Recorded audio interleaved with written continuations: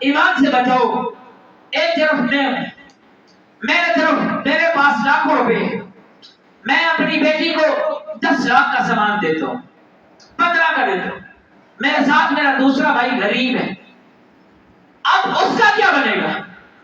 اس کی بیٹی کیا سوچے گی کہ میری کزن کو 15 لاکھ کا دیا گیا، 10 لاکھ کا دیا گیا، میرا والد مجھے کتنے کا دے گا؟ پامر مجبوری بے شمار لوگوں سے قرض لے کر اس جیز کی لعنت کو میں اور آپ پروان چڑھا رہے ہیں۔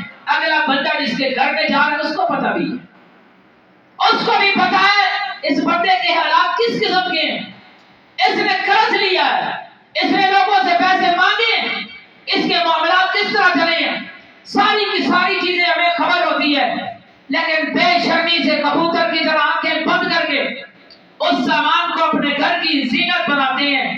جو ذمہ داری خامد کی تھی وہ بیچارہ باپ نے مارا۔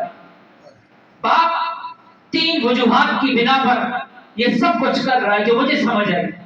پہلی بات، دیکھا دیکھی، لوگ کیا کہیں گے، ہمارے معاشرے کا رسم و رواج جو بن چکا ہے اس کو دیکھا دیکھی وہ کرتا ہے۔ دوسری چیز، وہ مقابلہ بازی کرتا ہے، جو محلے والوں نے دیا، جو بھائیوں نے دیا اس کے مقابلے میں۔ اور تیسری چیز، معذرت کے ساتھ وراثت سے محروم کرنے کے لیے دیتا ہے۔ اس سے وراثت سے محروم کرنے کے لیے اپنی بیٹی کے ہاتھ میں جہیز تھماتا ہے کہ آج اسے دے کر میں فارغ کر دوں گا، بس